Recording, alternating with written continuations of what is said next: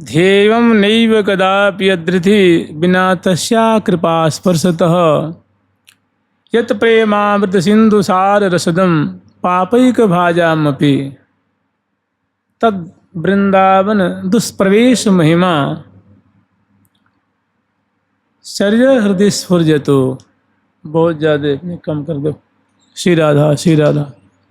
यद राधा पद किंकरीं कृत हृदाम सम्यक भवेद गोचरम ध्येयं नैव कदापि यदृधि बिना तस्या कृपा संस्पर्शतः ध्येयं नैव कदापि यदृधि बिना तस्या कृपा स्पर्शतः यत् प्रेमामृतसार सिंधुरसदं पापैक भाजामपि तद वृंदावन दुष्प्रवेश महिमाश्चर्यं हृदय स्फुर्जतो।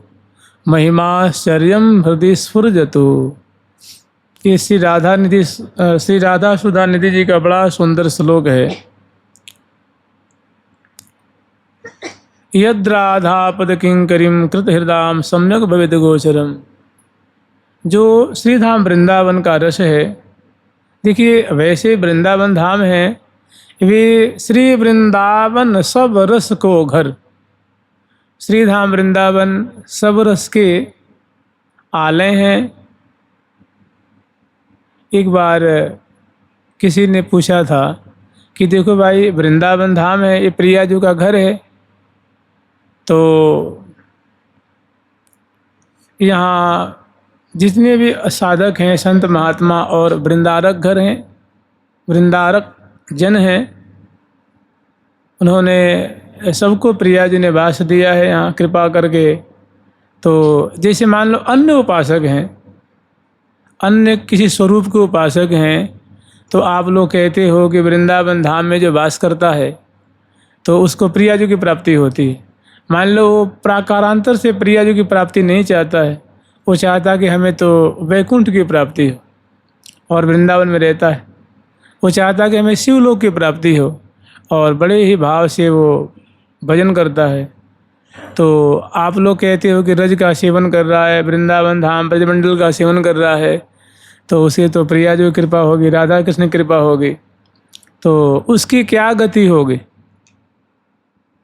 तो जानते हैं ये श्रीधाम वृंदावन जो है बड़े उदार हैं। एक बार किसी ने पूछा कि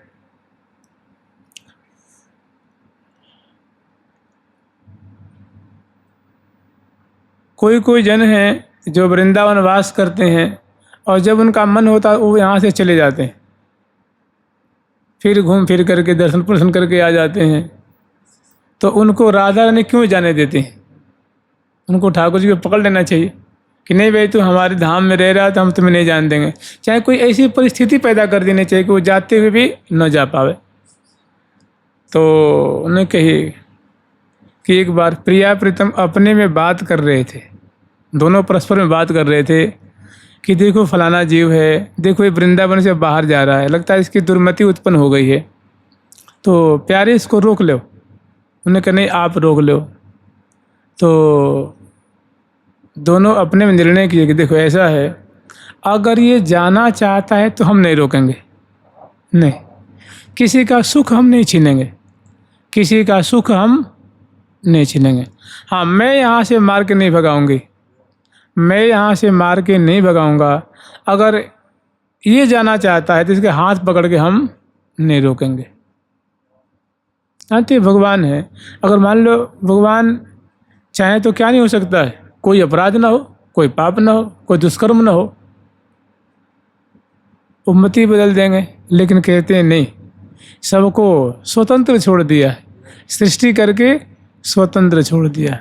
और कहते हैं कि ये हमारा काम नहीं है कि हम सबके हाथ पकड़ते रहें। नहीं नहीं नहीं, और उनको हम शास्त्र दे रखे हैं, संत दे रखे हैं, महात्मा दे रखे हैं, उपनिषद वेद शास्त्र और बहुत सारी बातें। और इतना होते हुए मैं अंतर्यामी रूप से इसके हृदय में भी रहता हूँ। मैंने अगर रुकना चाहे तो बहुत सारा उपाय है, बहुत सारी चीज़ें हैं। और नहीं रुकना चाहे तो भगवान ने दुर्योधन को रोका था, कहाँ माना वो, नहीं माना। तो वृंदावन धाम है, वैसे प्राप्ति तो उसको वृंदावन की होनी चाहिए। और किसी किसी का जानते क्या भाव है, कभी श्री हनुमान प्रसाद पोद्दार जी ने कहा था, और कोई और संत भी कहते हैं कि देखो ऐसा है, देखिए सब संतों का जो मन है, सब संतों की सोच है, सबकी अलग अलग, सबका विचार अलग अलग है। भगवान का इतना स्वरूप, इतना धाम है और ऐसा परिकर है कि कोई उसका निर्णय नहीं कर सकता, चाहे कितने बड़े संत हो, महात्मा हो, उसको मैंने एकदम दार दार कर देना, अलग अलग कर देना, उसका वर्गीकरण कर देना, ये किसी के बस की बात नहीं है भाई। ये संतों का काम नहीं है, ये भगवान का काम है। एक बार की बात है कि देवर्षि नारद जी, हालांकि विनोद होगा, कहीं शास्त्र में पता नहीं सा मिलता है कि नहीं मिलता है, कहीं एक दृष्टांत सुने थे, ऐसा दृष्टांत कहीं दिया गया था कि जीवों के दुख को देख करके देवर्षि नारद जी ने भगवान से झगड़ा कर दी कि भगवान आप वास्तव में भगवान कहने लायक नहीं है। तो बोले क्यों भाई, मेरे में क्या कमी आ गई है? तो आपको दया वया कुछ भी नहीं है। अरे इतने जीव, कोई भूखे मर रहा है, कोई बीमारी से पीड़ित है, कोई किसी से पीड़ित है, माने हर एक प्राणी किसी न किसी प्रकार दुखी है। आप किसी की सुधि नहीं लेते हैं, आप क्या नहीं कर सकते हैं? तो एक काम करिए, अगर बुरा ना माने तो कुछ दिन के लिए सृष्टि का कार्य मुझे दे दीजिए। उन्होंने कहा भाई नारद जी, ये तुम्हारा काम नहीं है भक्त, ये सबका काम नहीं है। कहते ना क्लिष्ट कर्मण, क्लिष्ट माने बड़ा कठिन, बड़ा दुरूह कार्य क्लिष्ट कहते हैं। तो उन्होंने कहा कि देखो ये बड़ा क्लिष्ट कार्य है, तुम हमारे भक्त हो, खाम खाम इस पचड़े में मत फंसो, और ये तुम तो बस वीणा पे मेरे नाम का कीर्तन करो और जो हम कहें वो करो। बोले नहीं, ये सब उनका कष्ट मुझसे देखा नहीं जा रहा है। बोले भैया संसार है, ये सभी जीव अपने कर्मों का फल भोग रहे हैं, मैं नहीं दे रहा हूँ। तुम यूँ समझ रहे हो कि मैं दे रहा हूँ, अरे मैं काहे कष्ट दूंगा भाई? ये सभी जीव अपने कर्मों का फल भोग रहे हैं। फिर भी देवर्षि नारद भगवान जी माने नहीं। उन्होंने कहा नहीं, आप मुझे बागडोर दे दीजिए। उन्होंने कहा ठीक है, तो 3 दिन के लिए हम तुम्हें दे रहे हैं, तुम इसको संभालो। अब हुआ कि जैसे नेताओं के यहाँ मंत्री का दरबार नहीं लगता है जी।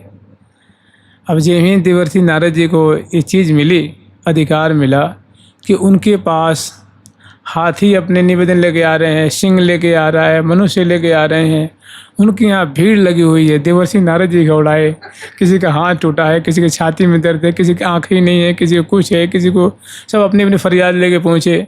अब इतने ज़्यादा फरियादी थे जिसकी कोई सीमा नहीं, माने उस फरियादी की गिनती करनी मुश्किल है।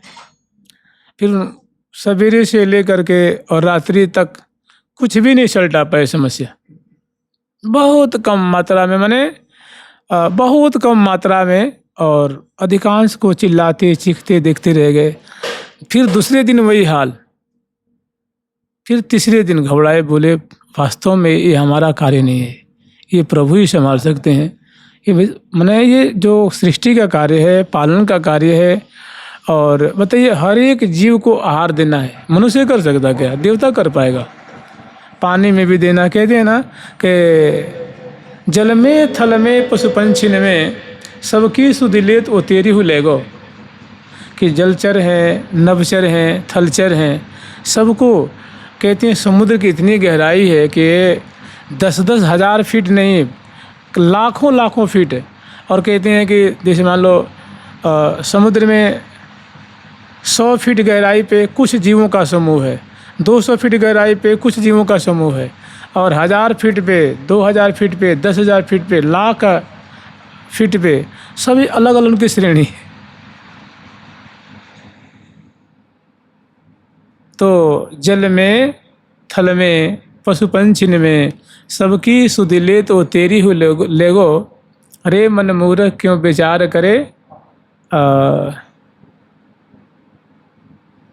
न कुछ हाथ न ए हों, ऐसे करके है। तो हाँ, किसी किसी का मत है कि नहीं, जो ये वैकुंठ, साकेत, महावैकुंठ, अवर वैकुंठ, प्रवर वैकुंठ, गोलोक, वृंदावन धाम, ये सब एक ही है। भक्तों की भावना के अनुसार वो अलग अलग दिखता है, किसी किसी का मन ऐसा है। लेकिन ऐसा अन्य संतों ने कहीं किसी ने कहा नहीं है। इस बात पे राजेंद्र दास जी महाराज जी कहते हैं कि सब धाम एक ही है, और जिसका भक्त होता है उसके लिए वही वृंदावन साकेत बन जाते हैं, उसके लिए वो बैकुंठ हो जाते हैं, उसके लिए, और किसी के लिए गोलोक हो जाते हैं। तो संतों का अपना अपना मत है। अगर ऐसी बात होती तो फिर ये बैकुंठ, साकेत, महाबैकुंठ, श्वेत द्वीप, अवर बैकुंठ, ध्रुव लोक, वृंदावन धाम, द्वारिका, मथुरापुरी, अयोध्यापुरी, ये सब कहने की आवश्यकता ही नहीं थी, और इसे निर्माण करने की आवश्यकता थी। वास्तव में भक्तों की भावना को, और दूसरी बात, ऐसी चीज़ नहीं है ना कि हमने भगवान ने खेल के उसको बिगाड़ दिया। ये दिव्य लोक हैं, अजर अमर लोक हैं, ये सदा सर्वदा से हैं, आज भी हैं, और जब प्रलय सृष्टि का क्रम चलेगा तभी रहेंगे। ये जैसे प्रभु नित्य हैं, वैसे उनका धाम भी नित्य, उनका परिकर भी नित्य है। यद्राधा पद किंकरीम कृत हृदाम सम्यक भवेद गोचर, कम कर दो। यद्राधा पद किंकरीम कृत हृदाम सम्यक भवेद गोचरम, माने जो वृंदावन का रस है, तो अभी हमने चर्चा की थी कि श्री वृंदावन सब रस को घर, वृंदावन धाम है, ये सभी रसों के आलय हैं। अर्थात यहाँ सभी रस का एक अपनी उनकी श्रेणी है, उनका एक स्तर है, और उनकी भगवान की वैसी लीला यहाँ हो रही है। जो जिस रस के भक्त होते हैं, जिस भाव के भक्त होते हैं, जिस रति के भक्त होते हैं, वो उसी प्रकार का रस यहाँ श्री धाम वृंदावन में आस्वादन करते हैं। लेकिन खास करके जो बात है ना, जो खास करके बात है, ये वृंदावन कहते हैं कि ये प्रियाजू का अपना घर है, प्रियाजू का, श्री राधा रानी का ये निकुंज गेह है, ये उनका घर है, उनका निकुंज भवन है। इसीलिए आप लोग देखिएगा, इस श्री धाम वृंदावन को जो पंचकोशी वृंदावन है, इसको कहते हैं निज वृंदावन। माने श्यामा जी के ये एक निजी भवन है। जैसे कोई मान लो राजा साहब हैं, रानी हैं, तो उनके बहुत कक्ष हुआ करते हैं, कहीं दरबार लगता है, कहीं राशन की सामग्री रहती है, कहीं फौज वाले के ऑफिसर रहते हैं, कहीं कोई विभाग, कहीं कोई विभाग, उसी में कहीं जो होता है राजा के राजकुमार, कहीं अतिथि के लिए होता है, कहीं चाचा जी रहते हैं, कहीं मंत्री जी रहते हैं, सबका एक अपना प्रकोष्ठ होता है ना। लेकिन उसी में एक होता है रनवास, जहाँ रानी रहती हैं। वहाँ ना मंत्री साहब जाते हैं, ना अतिथि लोग जाते हैं, और ना कोई दरबारी लोग जाते हैं। रनवास होता है जिसको अंतःपुर कहते हैं। तो वो एक बड़ा सबसे सुरक्षित जगह होती है, और रानी के रहने की, उनके स्वभाव की, उनकी इच्छा के अनुरूप होती है। तो वैसे ही वृंदावन की रानी है श्यामा। वहाँ जानते हैं कौन जाता है? वहाँ जो रानी की दासी होती है ना, वही उनके बिस्तर लगाती है, उनके लिए भोजन ले जाती है, वहाँ बुहारी लगाती है, पोंछा लगाती है, उसको सजाती है, संवारती है, रानी साहिबान को नहवाती है, उनके अंग अंग को विलेपन करती है, मिटती है, पत्रावली करती है, श्रृंगार करती है। वहाँ ना रानी साहब के भाई जाएंगे, ना देवर जी जाएंगे, ना जेठ जाएंगे, और ना कोई चाचा ताऊ सास ससुर। उनकी एक वैसी मर्यादा, सबके मिलने का एक अलग अलग ठौर है। ऐसे ही वृंदावन धाम है। इस बात को महावाणी जी में कही है कि रसिकनी रहसी रस धाम, रसिकनी रहसी रस धाम वृंदा विपिन, रसिक रस रसी सहचरी समाजे, रसिक रस प्रेम श्रृंगार रंग रंग रहे, रूप आगार सुखसार साजें, मधुर माधुर्य सौंदर्यता वर्य पर कोटि ऐश्वर्य की कला लाजें। तो रसिकनी है प्रिया, जो रस परिपूरिता है, रसदात्री हैं, रस स्वरूपा हैं, रस की अगाध आगार स्वरूपा हैं, रस की राशि स्वरूपा हैं।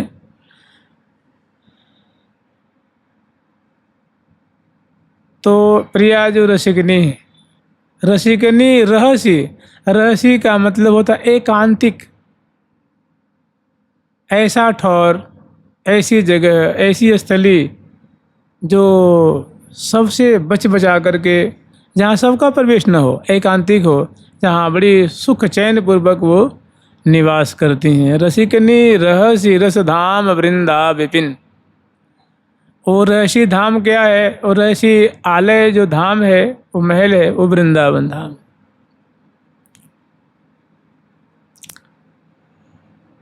देखिए वृंदावन 20 कोस का माना जाता है। ये वृंदावन है ना, वृंदावन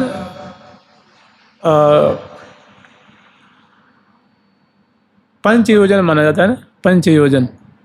तो एक योजन में 4 कोस होता है। तो वृंदावन ये पंच योजनात्मक है। तो इसमें आपको गिरिराज जी भी आ जाते हैं, नंदग्राम भी आ जाता है, और ये बरसाना भी आता है, और ये आपको छाता, कोसी, और ये आपको इधर भी ये राजा बाजा सब करके नहीं है, गोकुल भी आ जाता है। तो इसको निज वृंदावन नहीं कहते, इसको वृंदावन कहते हैं। और जो निकुंज वृंदावन है, जो रहसी एकात्मक वृंदावन है, इसका मतलब ये है कि ये जितने क्षेत्र हैं ना, इसमें 5 रस की गुंजाइश है। इसमें वात्सल्य रस भी है, सख्य रस भी है, दास्य रस भी है, और श्रृंगार रस भी है। यहाँ इनके परिकर निवास करते हैं, इनके साधक निवास करते हैं। लेकिन वृंदावन एक ऐसा क्षेत्र है जो सर्व प्रकार से, हर तरह से सुरक्षित है।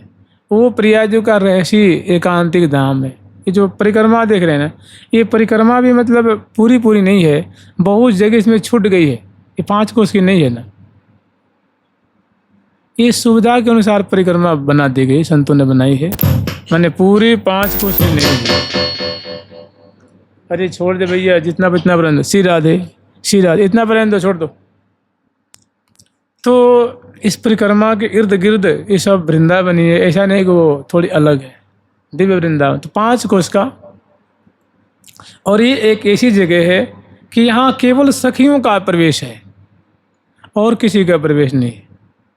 ये बड़ी आश्चर्य की बात है, बड़ी एक बहुत रहस्यमय बात है कि इस क्षेत्र में न किसी सखा का प्रवेश है, न वात्सल्य युक्ता श्री कीर्तिदा, न वात्सल्य युक्ता श्री यशोदा माता जी, न आनंद बाबा जी महाराज, न वृषभान राय जी, न उनके श्री दाऊ जी महाराज। आप ही बताइए, उद्धव जी से ठाकुर जी कह रहे हैं, देखिए भक्त कैसा होता है कि देखो भैया उद्धव, तुम मुझे जितने प्यारे लगते हो उतना न तो मुझे प्यारे ब्रह्मा जी लगते हैं, न भगवान शंकर लगते हैं, न हमारी लक्ष्मी जी प्यारी लगती हैं, न हमारे बलदाऊ जी प्यारे लगते हैं, न और जो हमारे परिकर हैं, और यहाँ तक कि हमारी जो आत्मा है ना, वो भी मुझे उतनी प्यारी नहीं लगती है जितना कि हे उद्धव, जितना तुम्हारे जैसे भक्त मुझे प्यारे लगते हैं। तो जहाँ ऐश्वर्य की बात है, यहाँ ऐसी प्रीति है, तो जहाँ सखियों का प्रेम होगा वहाँ क्या कहेंगे जी। तभी श्री जी कह रहे हैं ना कि तो सो कहा दुरावहेरी, तो बिन कछु न केल, तू मेरी श्री हरि प्रिया है मन अनुसार सहेल। सखीरी तो बिन मोहि सरैना, लागत है अति प्यारी मोको जैसे पलकन नैन।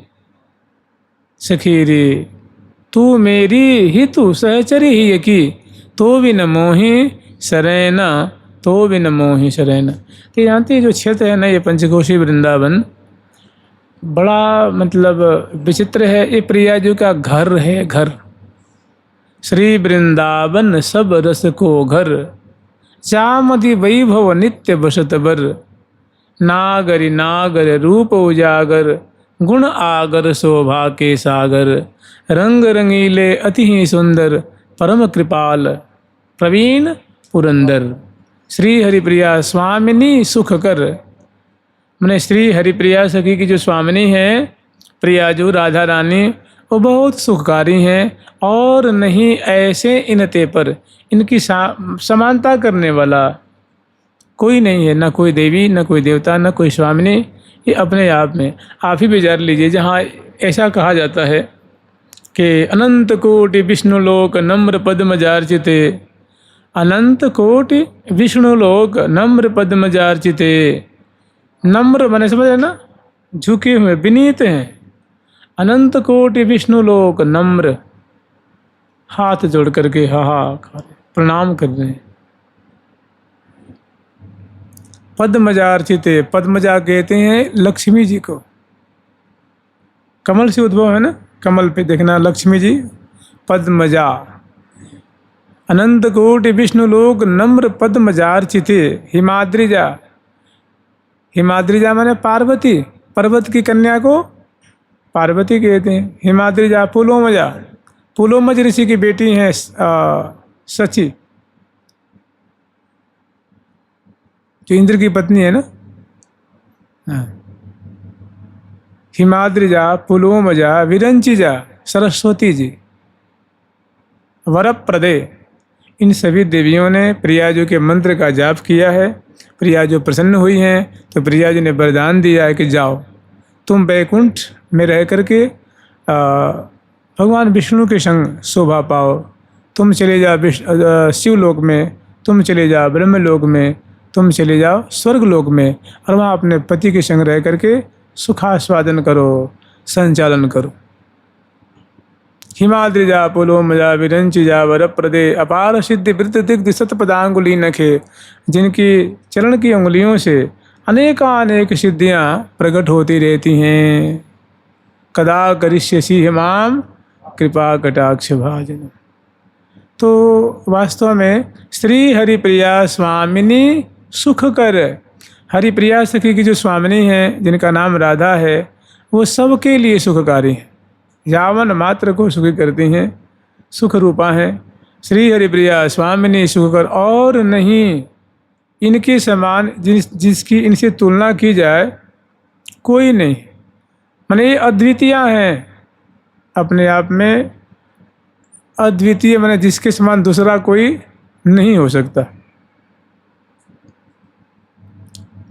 श्री हरिप्रिया स्वामिनी सुखकर, और नहीं ऐसे इनते पर। माने प्रिया जी की बराबरी तो कोई कर नहीं सकता, तो ज़्यादा होने की तो संभावना ही नहीं है ना। जब उनकी बराबरी ही नहीं कर सकता कोई, माधुर्य में, रूप में, चतुराई में, सुगराई में, उदारता में, माने हर एक गुणों में उनकी जब कोई बराबरी ही नहीं कर सकता, तो अधिक होने का तो प्रश्न ही नहीं उठता है। तो श्री हरिप्रिया स्वामिनी सुखकर, और नहीं ऐसे इनते पर। माने प्रिया जी से कोई परे होने की संभावना ही नहीं। तो ये जो वास्तव में जो वृंदावन का जो स्वरूप है, ये बड़ा विलक्षण है, बड़ा सरस है, और ये प्रिया जी का घर है। महावाणी सिद्धांत सुख निज घर श्यामा श्याम।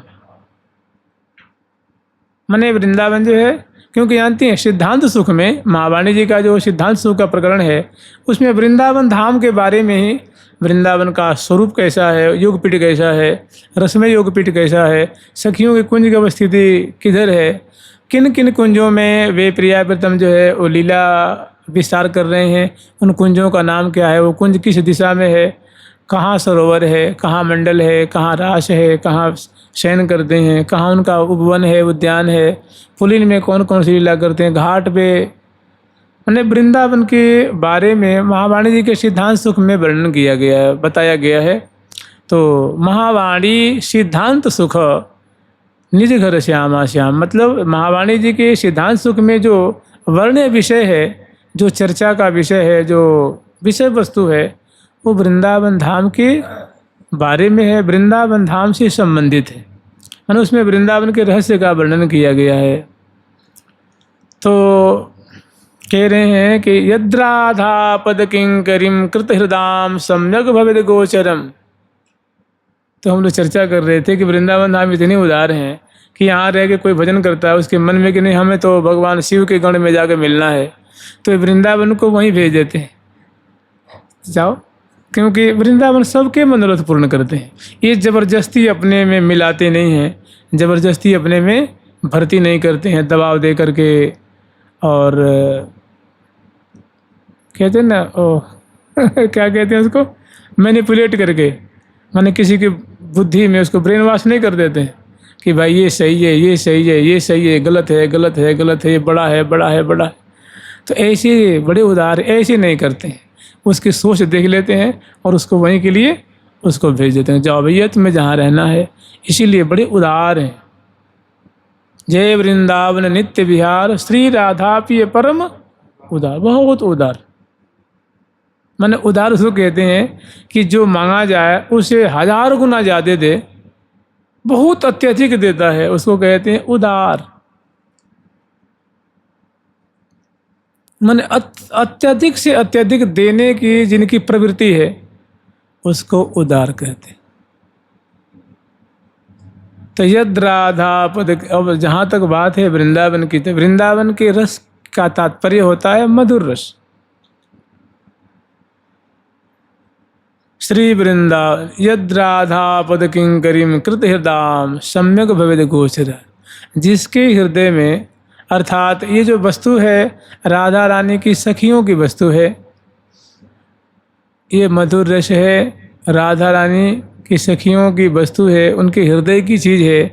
ये श्यामा श्याम को लाल लड़ाती हैं, बिलसाती हैं, और वही सखियों का भाव जिसके हृदय में उदय हो रहा है, या उन सखियों के भाव का जो आश्रय लिए हैं, उनको ये वस्तु सुलभ है। यद राधा पद किंकिरीम, जो राधा रानी के चरणों की जो दासिका हैं, सेविका हैं, सखीजन हैं, उनके हृदय की ये वस्तु है। यद राधा पद किंकरीम कृत हृदाम सम्यक भवेद गोचर, जिसके हृदय में राधा दास्य स्थापित है, राधा रानी की किंकरी होने के भाव से भावित है, सखी होने के भाव से भावित रहता है, उसके हृदय में ये वृंदावन की वस्तु जो है वो प्रकट होती है। मैंने वृंदावन की वस्तु का तात्पर्य, कहीं प्रिया प्रीतम विहार कर रहे हैं, सखी जन सेवा कर रही हैं, कहीं प्रिया प्रीतम जमुना पुलिन में रास कर रहे हैं, सेवा पर उनकी सखी उनके मुख देख रही हैं, उनकी सुंदर सेवा कर रही हैं। ये जो वृंदावन का रस है मधुर रस, अर्थात सखी भाव वाला रस, सहचरी भाव वाला रस, इसको दास्य रस कहा है। साहित्य में इसको दास्य रस कहा जाता है, माने दासी का रस, सखी का रस, सखियों की सेवा वाला भाव। यद वृंदावन मात्र गोचर महोयन श्रुतिकम शिरोप्यारूढ़, जो केवल वृंदावन धाम में ही गोचर होता है, जिसको श्रुति का सार अर्थात जो उपनिषद है, ये भी आज तक वो ढूंढ रहे हैं। उन्होंने भी अपने मस्तक में इनको धारण किया हुआ है कि बहुत ऊंची चीज़ है, बहुत उत्कृष्ट वस्तु है। वृंदावन का जो रस है वो बहुत मूर्धन्य रस है। तो सम्यक भवेद गोचरम देवम नैव कदापि यदृति बिना तस्या कृपा स्पर्शतः, किसी के भी ध्यान में आने वाला नहीं है जिन पे राधा रानी की कृपा न हो, तो उसके हृदय में आने वाली वस्तु नहीं, उनकी कृपा के बिना ये हृदय में आता ही नहीं।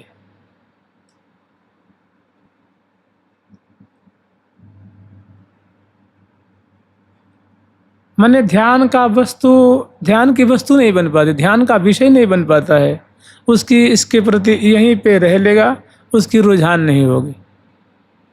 क्योंकि प्रिया जो कि वो जो कृपा होनी चाहिए, जैसे मान लीजिए आप किसी पे कृपा करते हैं, किसी को हाथ पांव टूट गया है, गिर गया है, तो आप कृपा करके क्या कर देते हैं, आप खोज करेंगे। तो देखिए कृपा का भी एक स्तर होता है ना, दया का भी एक स्तर होता है। अब कोई थोड़ा गरीब है, भूख से मर रहा है, तो आप उसको रोटी खिला देंगे, 500 रुपया पकड़ा देंगे।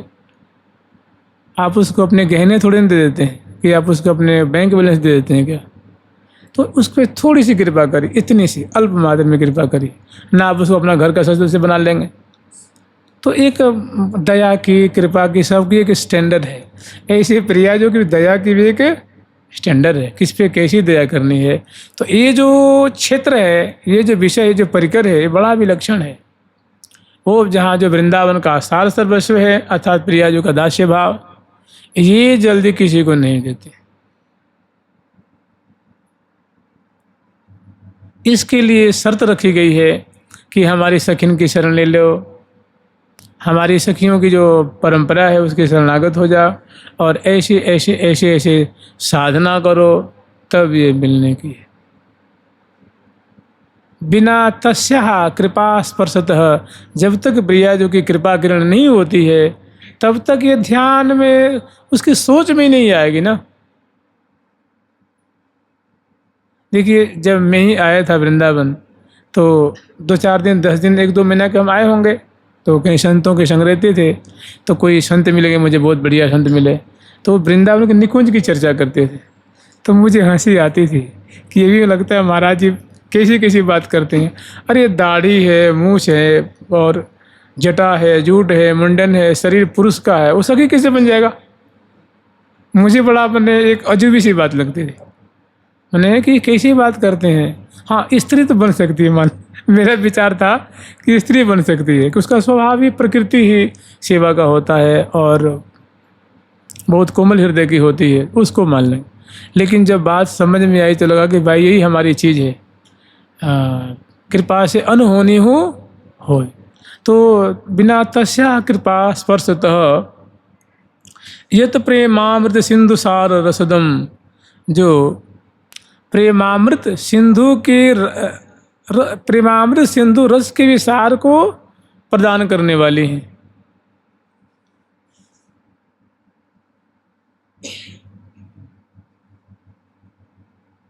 पापैक भाजामपि, ये जो वृंदावन धाम के लिए कह लीजिए या प्रियाजू के लिए कह लीजिए, अन्वय करेंगे तो दोनों के लिए हो जाएगा।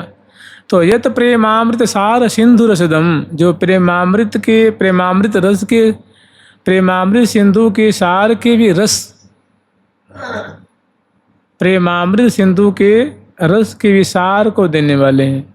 किसी वस्तु की जो सार होती है, अर्थात प्रेमामृत सिंधु के सिंधु रस का विसार क्या है, कहीं प्रियाजू का किंकरी भाव, इसे कहते हैं ना। आप देखिएगा, अरे फलाने तो प्रेमी भक्त हैं भैया, नहीं कहते हैं जी को फलाने प्रेमी भक्त थे, जैसे कहते हैं कि प्रहलाद जी प्रेमी भक्त हैं, मीरा जी प्रेमी भक्त हैं, फलाने फलाने प्रेमी भक्त हैं। तो वो प्रेमियों का भी एक समुद्र रख लीजिए, समुद्र का भी सार रख लीजिए, समुद्र का भी जो समुद्र रस का भी जो सार है, अर्थात सभी रसों का सारों का सार क्या है, मधुर रस, वो है सहचरी भाव। तो ये रस सबको नहीं देते, प्रेमी बहुत हैं, दास्य भाव के हैं प्रेमी है, सखा भाव का है प्रेमी। बताइए प्रेमी है कि नहीं है। श्री गोविंद सखा के लिए आता है कि गोविंद सखा ठाकुर जी में इतने तल्लीन रहते थे, उनकी संग खेला करते थे। तो वर्णन ऐसा आता है कि जब शौच करने लोटा लेके जाते हैं तो वहाँ ठाकुर जी प्रकट हो जाते हैं और उनसे वो कंची खेलने लग जाते हैं। गुदा में मल है, वहाँ मल कर रखे हैं, चाहे मल की सुध ही नहीं है उसको, जहाँ ठाकुर जी हो वहाँ मल और उल्टी आवेगी क्या बताओ। वो बैठते हैं लेकिन शौच करने के लिए वहाँ ठाकुर जी पहुँच जाते हैं और गाड़ी देते हैं कि दारी तू पोत लेके भाग आयो, दारी की तू पोत लेके भाग आओ, चल हम तो खेल।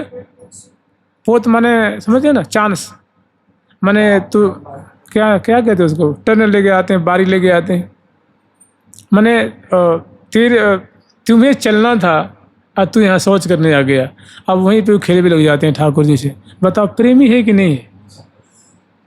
लेकिन उनको वो सखी भाव नहीं दिया, नहीं वो सखा है ना, उनको चाहिए भी नहीं, उनको सब चीज़ नहीं चाहिए। हाँ, यद्यपि उन्होंने गोपी भाव का बहुत वर्णन किया है। यहाँ पे जो सखा भाव के साधक होते हैं ना, सखा भाव के जो संत होते हैं, भक्त होते हैं, तो अंत में उनकी परिणति मधुर भाव में होती है। अंत में अगर वो चाहते हैं, उनके मन में भूख है कि हमें तो नहीं, हमें तो कांता भाव वाली चाहिए, तो ठाकुर जी कृपा करके उनको उसमें उनकी क्या कहते हैं उसको, पदोन्नति कर देते हैं। लेकिन ये एक बड़ा विचित्र रस है, वो है मधुर रस। ये सखा में होते हैं, नर्म सखा समझते हैं आप, नर्म सखा, वो बड़े मधुर भाव वाले होते हैं उनका स्वाभाविक कुछ अलग होता है। सखा होते हुए भी वो गोपी भाव के प्रति, प्रिया जी के जो मधुर भाव के प्रति, ठाकुर जी के मधुर भाव के प्रति उनका झुकाव स्वाभाविक उनके हृदय में उन्मेष अलग होता है। तो वैसे जो सखा होते हैं उससे वो गोपी जनों के वो भाव से उनका मेल खाता है, तो उनकी पदोन्नति उसमें हो जाती है। अगर उनकी भूख है तो, अगर उनकी इच्छा है तो, नहीं तो सखा भाव समुद्र है भाई, उसकी कोई और छोड़ थोड़ी ना है। उसमें से कौन निकलता है? वो ठाकुर जी के संग खेलना, लीला करने, उनके शंखोच्चारण करने, कंदू क्रीड़ा करने, गाय चराने, और नित्य नई नई नई नई लीला है, कबड्डी खेलने, तो और नित्य नूतन नूतन क्षेत्र में जाने, और आनंद ही आनंद है। लेकिन ये बड़ा विचित्र है, यत प्रेमामृत सार सिंधु रसदम पापैक भाजामपि। प्रिया जो ऐसी उदार चूड़ामणि को अगर वे चाहें, वे कृपा कर दें, तो महा पापात्मा को भी ये रस मिल सकता है। या श्रीधाम वृंदावन कृपा कर दें तो ये महा दुर्लभतम जो रस है, जो यद्राधा पद किंकरीम कृत हृदय सम्यक भवेद गोचरम, किसी जो सखी भाव के भावित हृदय वाले जो साधक हैं उनको ही ये प्राप्त हो पाता है, मिल पाता है। तो ये रस श्रीधाम वृंदावन कृपा करें तो हम महादुरात्मा हो, महापापी, उसको मिल सकता है। पापैक भाजामपि, मने जो महापापात्मा हो, पाप की मूर्ति हो, उसको भी मिल सकता है। तद वृंदावन दुष्प्रवेश महिमा आश्चर्यम हृदय स्फुरजतु, ऐसी जो वृंदावन की अद्भुत महिमा है, उनकी महिमा हमारे हृदय में स्फुरित हो, अर्थात उनकी महिमा को विचार कर करके मेरा हृदय विगलित होने लग जाए, हमारी आंखें भर जाएं, सारे मेरे ज्ञान बह जाएं, और केवल वृंदावन धाम का, मैंने देखिए कि इनकी महिमा का विचार करना कि देखो ये वृंदावन धाम कृपा करेंगे तो हमारे जैसे सामान्य प्राणी को भी ये प्रिया जी का कैंकरी दे सकते हैं, फलाने को दिए, फलाने को अमुक साधक को वृंदावन धाम का दर्शन हुआ, कुंजों का दर्शन हुआ, प्रिया वृद्धम का दर्शन हुआ, वृंदावन धाम ने दर्शन कराया, कृपा की।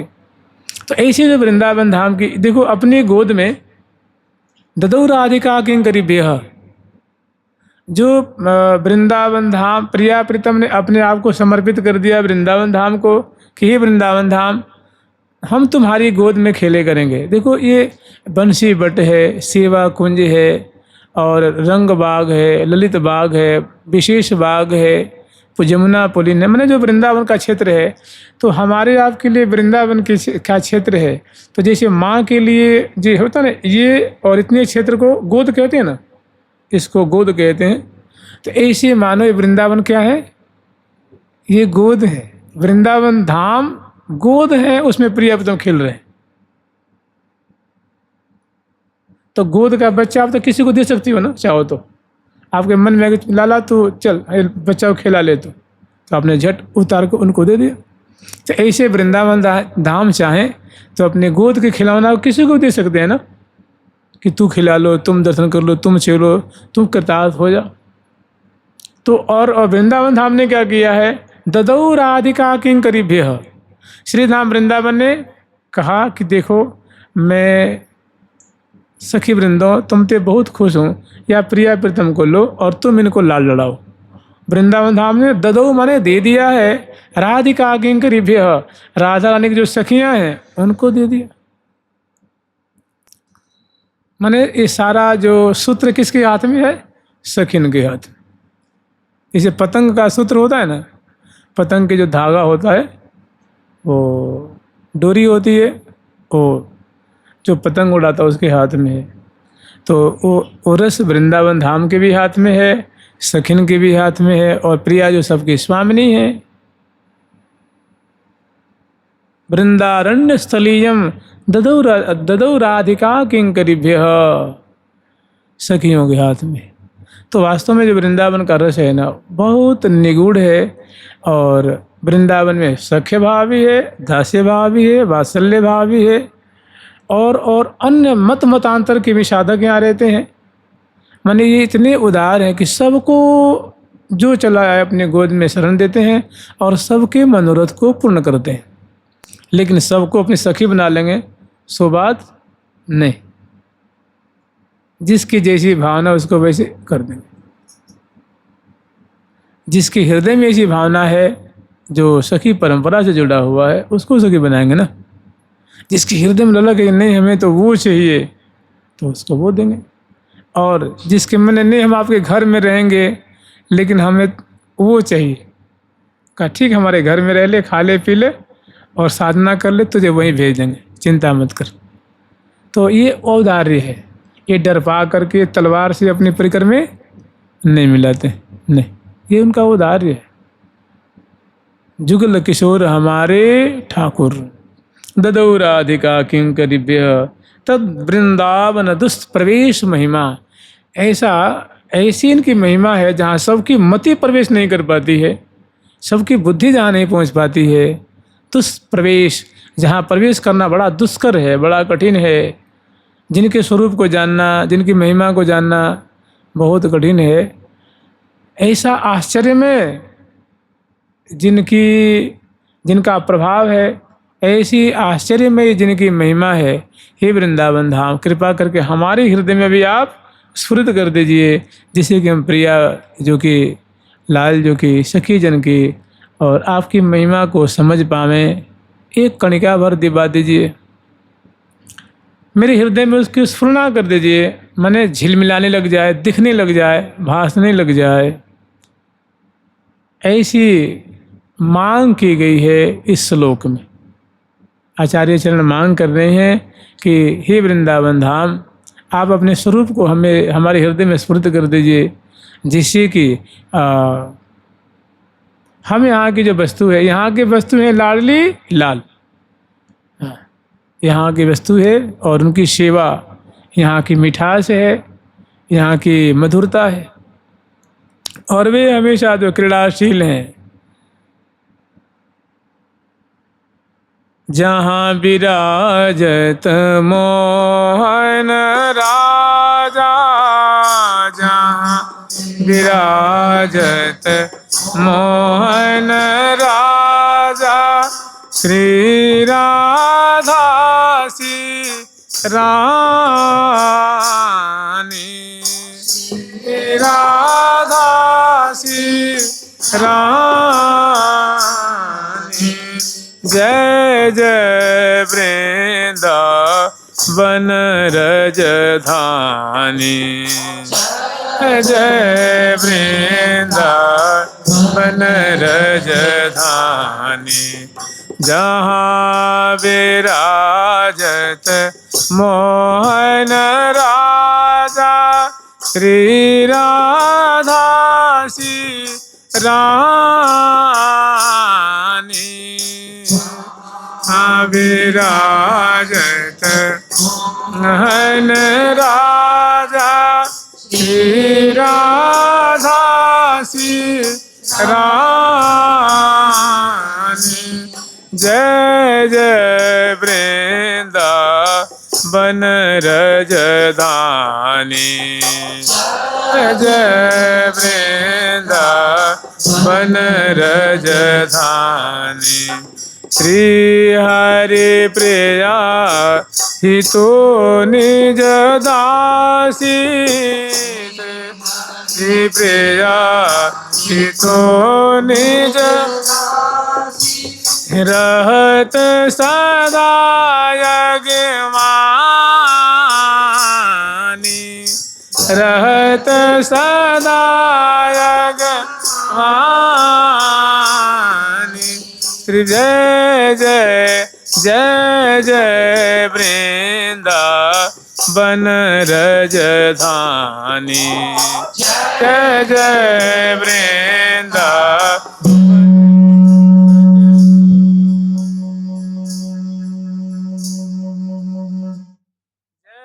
जय वृंदावन रजधानी, जय जय वृंदावन रजधानी।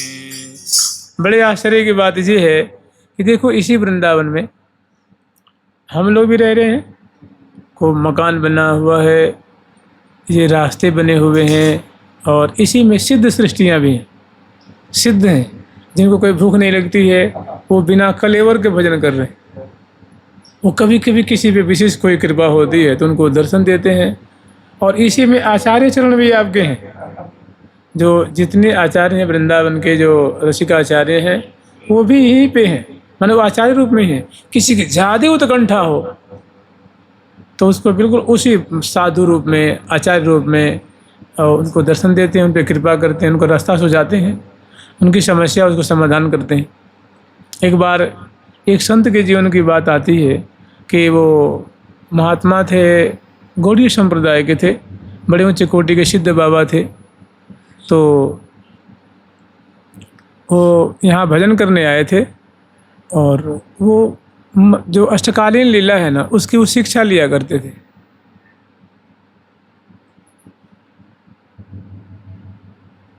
और हरिनाम भी करते थे। तो उनको कुछ और जब हरिनाम जब पढ़ने लगे, मतलब जो व्याकरण आदि जब उनके मन में आई कि ग्रंथ संस्कृत में है तो इसको समझने के लिए थोड़ी संस्कृत की जानकारी चाहिए, तो महापुरुषों से संस्कृत व्याकरण आदि पढ़ने लगे। भाई संस्कृत श्लोक का अर्थ कैसे करेंगे आप? जैसे मान लो गोविंद लीलामृत नामक ग्रंथ है, तो आपको उसके अर्थ को समझने के लिए कुछ न कुछ जानकारी चाहिए। तो पढ़ने लगे। फिर उसमें फिर जब जो 3 लाख हरिनाम करते उसमें भाई पढ़ने में कुछ समय देना पड़ता था, तो बहुत कुपित हुए। हरिनाम भी छोड़ना नहीं चाहते थे और पढ़ाई भी करना चाहते थे, और भावना भी करनी है, मतलब मानसिक सेवा भी करनी है। तो बहुत कुपित हो गए, क्या करें कुछ समझ में नहीं आता है। तो उनको बड़े सच्चे साधक थे, बड़े ईमानदार साधक थे। तो उनको संभालने के लिए श्री ललिता सखी और सनातन गोस्वामी जी प्रकट हुए। हाँ, कि यह मैं एकदम जैसे कि उनके मन में आएगा, लगता है कि प्राण ही दे दूँ, कहीं कुंड में डूब के अपने देहांत कर लूँ, बढ़िया रहे। कि कोई मतलब एक निश्चित पथ नहीं सूझ रहा है, हरिनाम भी नहीं छोड़ सकते, और मुझे गोविंद लीलामृत बहुत बढ़िया लगता है, ये भी नहीं छोड़ सकता, और पढ़ना भी है, समझना भी है, और मानसिक सेवा भी करनी है। तो ये सारा ये जो काम बन नहीं पा रहा था, तो बिल्कुल अब ये उन्होंने निर्णय कर लिया कि अब तो प्राणांत ही कर लेते हैं।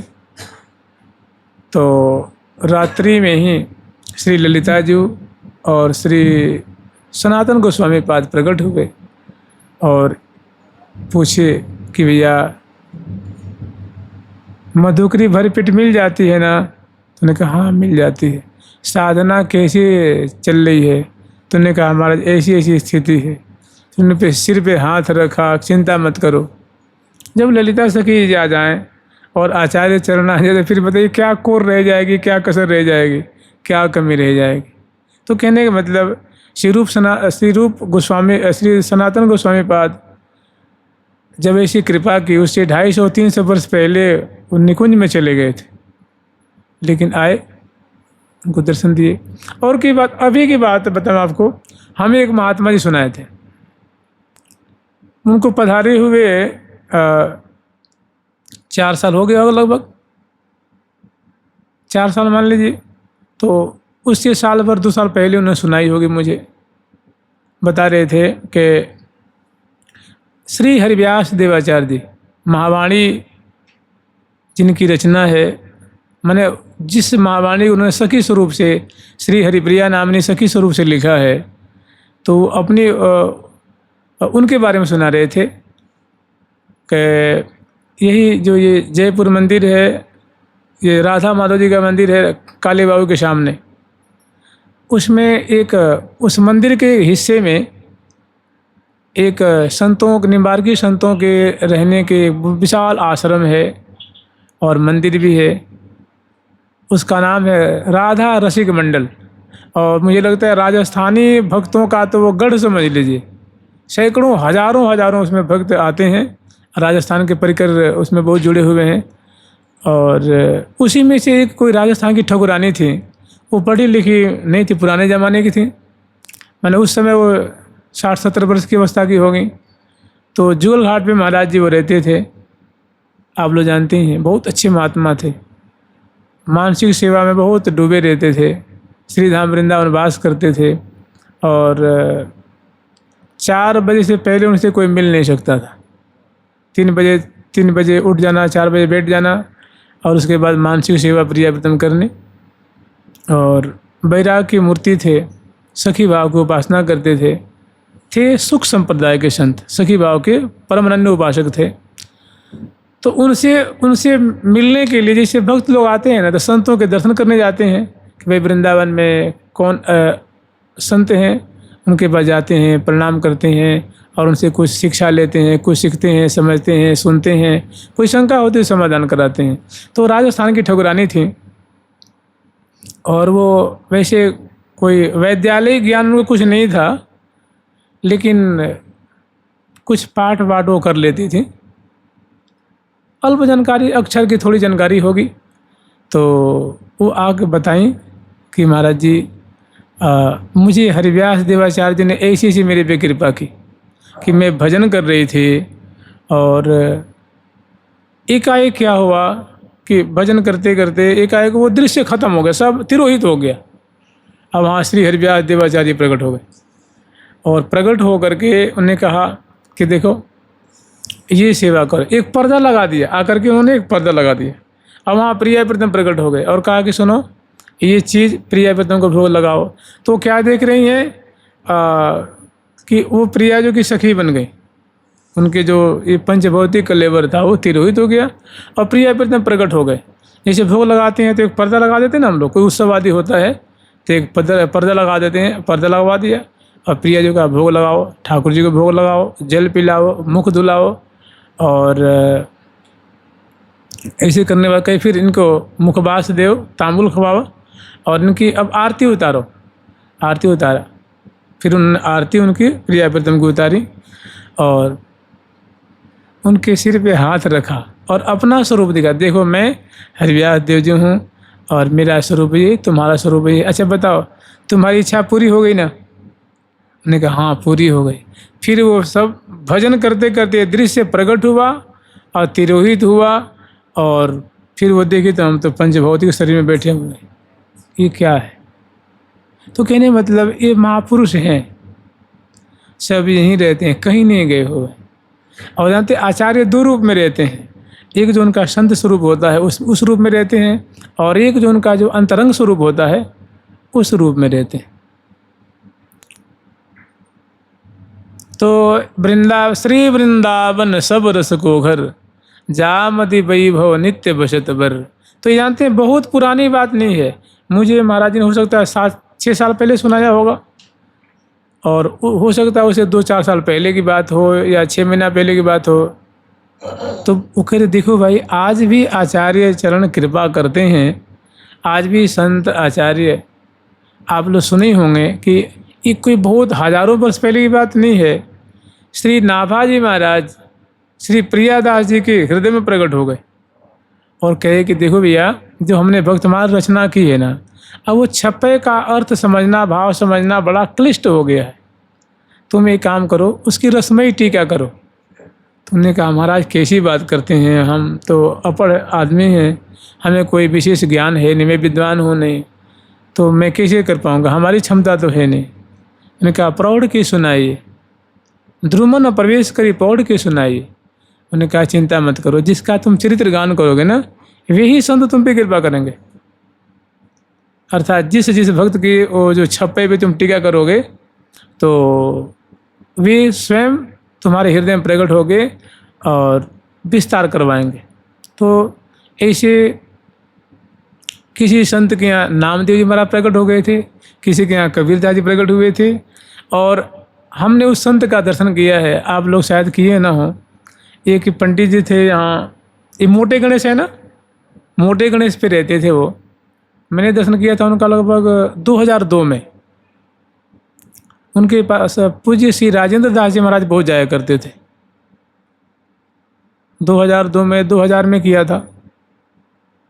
तो उनको बताते, मैंने देखिए संतों की बात कही है, तो जब छोटे थे, जब वो बालक थे, मतलब 10 11 12 साल के होंगे, 13 साल के होंगे, तो किसी ने कह दिया, जैसे वो हनुमान चालीसा में है ना कि जो इसका 100 बार पाठ करता है तो उसको सिद्ध, कैसे सिद्ध हुई साक्षी गौरीशा, सिद्ध हुई साक्षी गौरीशा। मैंने भगवान शंकर इसके साक्षी हैं कि वो सिद्ध हो जाएगा। तो ये बात उनको लग गई, उस बच्चे को ये बात दिमाग में जाके बैठ गई कि वो तो सिद्ध हो जाएगा, उनका दर्शन हो जाएगा। तो उन्होंने हनुमान चालीसा का अनुष्ठान शुरू कर दिया, मैंने पाठ करना, मैंने 100 बार हम पाठ करेंगे ऐसा करके। और 6 घंटा 5 घंटा जितनी देर में वो पाठ करते थे, बहुत समय तक किए। तो एकाएक कहते ना भूधराकार स्वरूपा, भूधर कहते हैं पर्वत को, तो विशाल रूप में हनुमान जी उनके सामने प्रकट हो गए। और जब प्रकट हुए तो उनके स्वरूप देख करके बच्चा जो थे, वो बालक, वो थर थर थर थर काँपने लगे। तो उन्हें पूछा, क्यों भाई, क्यों बुलाया, बता भाई, तो क्यों अनुष्ठान किया?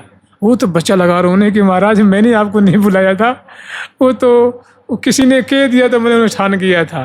बोले ठीक है, ऐसे मत बुलाया करो, और देखो कोई बात होगी, कोई संकट मुसीबत आएगी तो तुम जब याद करोगे मैं आ जाऊँगा, ठीक है। और मैंने ऐसा विशाल उनका स्वरूप था कि वो देख के बालक उड़ गया। तो अब बताओ, आज भी तो है, ये बच्चापन में हुआ। और फिर क्या था कि वो रामायण जी के पारायण किया करते थे। नाम था उनका पंडित दुर्गा दत्त मिश्र जी थे या दुबे जी थे, जानकारी नहीं है। पंडित दुर्गा दत्त जी नाम था। तो जब कुछ बड़े हुए, मान लो 40-50 वर्ष की अवस्था होगी उनको, तो उनके मन में कोई शंका हुई। तो जानते उनके मन में क्या आई? उनके मन में आई कि काश अगर तुलसीदास जी महाराज होते ना तो उनसे मैं प्रश्न पूछता है, ये शंका समाधान करवाता। तो खाट पे बैठे हुए थे घर के बाहर, महाराज ये सोचते सोचते तुरंत वहीं पे कमंडल लेके तुलसीदास जी महाराज प्रकट हो गए। बोले कि हाँ पंडित जी, क्या पूछ रहे थे? अब देख के तो साष्टांग दंडवत किया। मैंने बताया कितना हृदय निर्मल होगा, कितना विश्वास होगा। मैंने वो कोई रामायण का ही प्रसंग था, तो उनके मन में आया कि अगर वो होते तो मैं पूछता। तो ये संत महात्मा कहीं नहीं बैठे, उनके पास उसी खाट पे बैठ गए और चर्चा हुई, उन्होंने समाधान किया और हो गया। पंडित संतुष्ट हैं? बोले हाँ महाराज। फिर वहीं तुरंत अंतर ध्यान हो गए। क्या कहेंगे? मैंने कहीं संत लोग गए नहीं हैं, और दिव्य धाम में भी हैं, और जो संत स्वरूप उनका था उस रूप में भी हैं।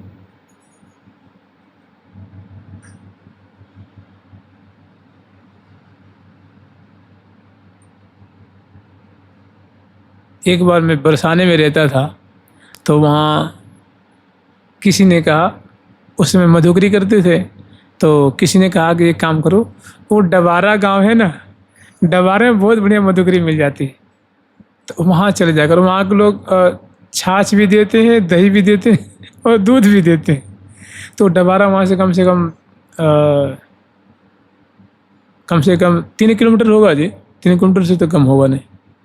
तो मैं गया तो कभी था नहीं, देखा भी नहीं था, लेकिन मेरे मन में लोभ आया कि चलो वहाँ से दूध मांग के लाए। तो जेमी में सोया तो रात में श्री परशुराम देवाचार्य महाराज प्रकट हो गए। जिसमें मैं निकलने वाला था तो इतना सुंदर स्वरूप, और जिसमें मैं अब निकलता तो बोले क्यों भाई, तो यहाँ घी खाने आया था क्या? तो यहाँ दूध पीने आया था, बता। इतना बढ़िया समझाया कि मैं आपको क्या बताऊँ। और सिर पे हाथ फेरा और क्या क्या बहुत सारी बातें हुई, और फिर बहुत सुंदर उनका स्वरूप था। एक बार कहीं था यहीं पे वृंदावन में, तो वैसे पता ना मुझे कैसे वो क्या अनुभव हुआ कि कुछ समझ नहीं आता है। वो जैसे सन्यासी नहीं होते हैं, तो श्री हरिव्यास देवाचार्य जी केवल कॉपिन लगाए हुए हैं, और बहुत कम से कम 7 फीट के हैं जी, और उनके संग और महात्मा है, हाथ में कमंडल है, और ऐसा तेजवान स्वरूप, जिसके घर में मैं रहता था वृंदावन में। तो उनसे कहना, उस मालिक से कहना, राधे श्याम को बुलाओ। उस समय मैं पहुंचा नहीं, मैं अनुपस्थित रहा। मैं देख रहा हूँ कि मुझे बुला रहे हैं, मैं गया। उनके संग और साधु हैं, और क्या देखा, जैसे शरीर तो था पुरुष का और जटा जटा थी, वो बहुत हट्टे कट्ठे जैसे त्यागी महात्मा नहीं होते वैसा स्वरूप, हाथ में कमंडलू। और मेरे कोई समाधान, शंका समाधान उनसे करना था, लेकिन दुर्भाग्य समझ लीजिए, वो बुलाए तो मैं गया नहीं। मैं वही हूँ, मतलब सपना में मैं अनुपस्थित रहा। वो मुझे खोज करके मैंने आकर के समाधान करने आए थे कि चलो उसको समाधान कर दो। तो एक चीज़ मैंने देखा उनमें कि सब शरीर तो उनका पुरुष का था, लेकिन उनके अधर ओष्ठ ऐसे थे जैसे कि एकदम लाल लाल रंगे हों, ऐसे में से एकदम जैसे लगता बिम्बा फल हो ना। तो मैंने की, फिर पता ना क्या हुआ, कैसे वो अंतर्ध्यान हो गए। कहने का मतलब जानते, आज भी संत कहीं गए नहीं हुए, हमारी आस्था नहीं है, हमारी उतनी चाहत नहीं है, ललक नहीं है। नहीं तो आपको यही तो है, ये जो परिक्रमा आप देख रहे हैं, ये चौराहा राधा टीला है, निम्बारक सदन है, ये बेरीवाल ट्रस्ट है, अली माधुरी कुटी है, और ये जो कृष्ण बलराम मंदिर है, यहीं पे इसी चौराहे पे जो परिक्रमा चौराहा है, जो निम्बारक सदन के चौराहा, राधा टीला, इधर रमन रेती, इधर प्यारी कुंज, परिक्रमा के चौराहे पे देवर्षि नारद जी प्रकट हुए। चल भैया निकुंज मिले चलता हूँ, चल। सुंदर वो रखी हुई है, लेकिन मैंने कहने का मतलब यहीं पे श्री चैतन्य महाप्रभु दर्शन दिए। जानते हैं, एक हमारे संग हमारे संग नहीं, हम लोग उनके संग रहा करते थे, उनका नाम था कृष्ण शरण जी। इसी परिक्रमा में श्री कृष्ण चैतन्य महाप्रभु, वल्लभाचार्य महाराज, श्री भट्ट देवाचार्य महाराज, श्री हरिव्यास देव जी महाराज, श्री रूप सनातन गोस्वामी, श्री चैतन्य महाप्रभु, श्री हरिवंश गोस्वामी, स्वामी हरिदास जी, ऐसे ऐसे महानुभाव को उन्होंने दर्शन किया था, यहाँ से लेकर 12 घाट के बीच। वो कहते थे कि मैं चैतन्य महाप्रभु देखो ऊर्ध्व बाहु करके और कीर्तन के वो में पोज में खड़े हैं, आज जब मैं दंडवत करता हूँ तो मेरे सिर पे आशीर्वाद देते हैं, उठता हूँ तो वहाँ कोई नहीं। ऐसे हरिवंश महाप्रभु जी सामने बैठकर एकदम ध्यान मग्न है। अब दंडवत करता हूँ, भाई संत को देखेंगे तो दंड करेंगे ना, स्वाभाविक है कि दंडवत करते हैं। दंडवत करते हैं तो आशीर्वाद लगता है, हाथ बढ़ा रहे हैं, उठा तो वहाँ कोई नहीं है। मैंने कहने का मतलब यही संत महात्मा जो कहीं गए नहीं हुए हैं। कह चल भैया चल, तेरे निकुंज मिले चलता हूँ, चल। तो कह रहे चलो मैं उनको बुला के लेके आता हूँ। बाबा को बुलाने गए, उधर से आए थे, यहाँ कुछ नहीं है, सब गायब है। तो वास्तव में जानते हैं, कहने के श्री वृंदावन सब रस को घर, और जय जय वृंदावन राजधानी, ये प्रिया प्रीतम का घर है, केली कुंज है, उनका भवन है, उनका महल है, उनकी विलास स्थली है, केली स्थली है। यही है, बस थोड़ी लगन लग जाए, आतुरता हो जाए, थोड़ी कलमश दूर हो जाए, केवल वही वही और केवल वही रह जाए, तो पदे पदे आनंद है, पदे पदे सुख है, पदे पदे चमत्कार है, क्षणे क्षणे आनंद है। और सब महात्मा ने तो यही लाभ करी है, जितने ने भी।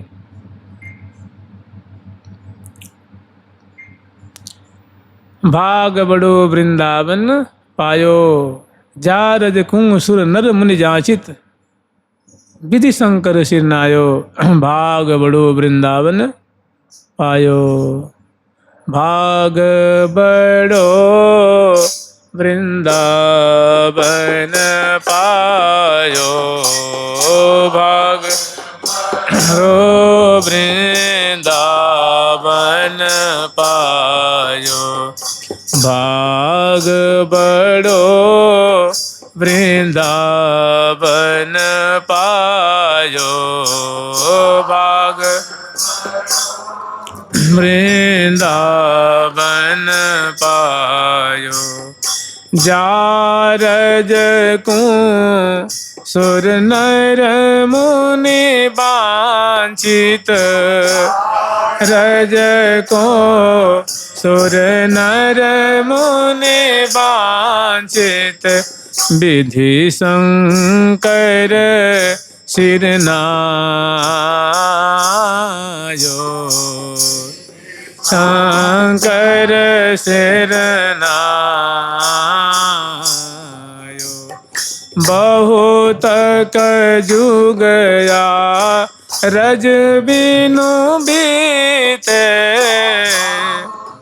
कजुगया रज बिनु बीते, बहुत कजुगया रज बिनु बीते,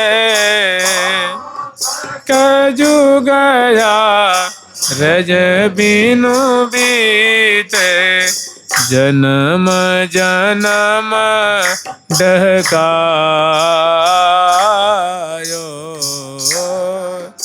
जन्म डहकायो। सूरज अब कृपा कर दीने,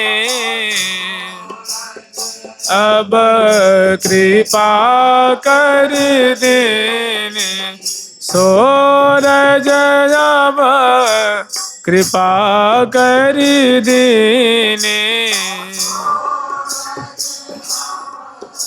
कृपा कर दीने। अभय निशान बजायो, अभय निशान बजायो। भाग बड़ो श्री वृंदावन पायो, बड़ो श्री वृंदावन। शोक संताप करो जिनको वो, संताप करो जिनको वो, शोक संताप करो जिनको वो, संताप करो जिनको वो। दाव भलो बनियायो, दाव भलो बनियायो। भाग बड़ो श्री वृंदावन पायो, भाग बड़ो। हाँ श्यामा श्याम जो बिहरत दो वो, श्यामा श्याम जो बिहरत दो वो, सखी समाज मिलायो, सखी समाज मिला। हाँ सखी समाज मिलायो, सखी समाज मिलायो।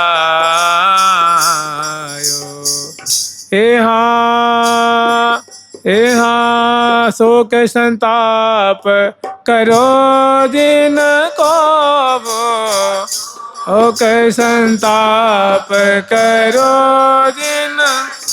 यहाँ आय मिलो परिवार आपनो, मिलो परिवार आपना। हरि हंसी कंठ लगायो, हरि कंठ लगायो। श्री रसिक बिहारी की गति पाई, रसिक हारी की गति पाए, रसिक बिहारी की गति पाई, रसिक गति पाए। धनी धनी लोक कहायो, धनी लोक कहायो। रसिक बिहारी कौन है? प्रियालाल। रसिक बिहारी है प्रियारा। तो रसिक बिहारी की गति पाई, मैंने रसिक बिहारी प्रिया प्रीतम का चिर आश्रय मिल गया, चिर उनका संग प्राप्त हो गया, उनका परिकर मिल गया। तो जब उनका परिकर मिल जाएगा तो बताइए उसका इस लोक में चाहे परलोक में उसको लोग साधुवाद कहेंगे ना कि धन्य हो गया भाई, वो कुल धन्य हो गया, वो साधक धन्य हो गया, धन्य धन्य लोक। तो उसका लोक लोकांतर में उसकी जय जयकार होती है कि भाई उन्होंने तो अपना मनुष्य जीवन का लाभ ले लिया, देखो प्रिया प्रीतम की गति को प्राप्त हो गए। तो रसिक बिहारी की गति पाई, धन्य धन्य लोक कहा। जो लोक लोकांतर में चर्चा होती, देखो वो कहते हैं कि जो स्वर्ग में रहने वाले देवता हैं, अन्य लोकों में रहने वाले देवता हैं, तब जो कोई मनुष्य यहाँ से भजन करके भगवत धाम प्राप्त करता है तो लोग उसकी बड़ाई करते हैं कि देखो जी हमारे चरणों के नीचे रहने वाला जीव मनुष्य कहाँ से कहाँ चला गया, हम लोग स्वर्ग में रह गए, कहने के लिए हम अमर हैं। भाई ऊर्ध्व लोक में है ना, भाई मृत्यु लोक है तो ऊर्ध्व लोक ऊपर का लोक है, तो वहाँ के लोग भी दांत तले उंगली दबाते हैं कि देखो भाई हम तो ये दिव्य भोग भोगते रह गए और हमारे चरणों के नीचे रहने वाला ये मनुष्य कहाँ से कहाँ पहुँच गए। धनी धनी लोग कहायो। जुगल सरकार की, लाडली लाल की, श्यामा श्याम की, वृंदावन धाम की जय जय श्री राधे, जय जय श्री राधे। प्यारी प्यारी प्रीतम प्यारी प्यारी प्यारी प्रीतम प्यारी प्यारी प्यारी प्रीतम प्यारी जी प्यारी प्रीतम प्यारी। ठाकुर प्यारी लाल जी महाराज की, जुगल सरकार की, लाडली लाल की, श्यामा श्याम की, श्री निम्बार्क भगवान की, अष्ट सहचरी वृंद की, श्री रंग देवी सुदेवी जी की, श्री ललिता विशाखा जी की, श्री चंपक लता चित्रा जी की, श्री तुंग विद्या इंदुलेखा जी की, श्री हितु हरिप्रिया जी की, श्रीमद् हरिव्यास देव जी महाराज की, श्री सद्गुरुदेव भगवान की, वृंदावन धाम की जय जय श्री राधे श्याम।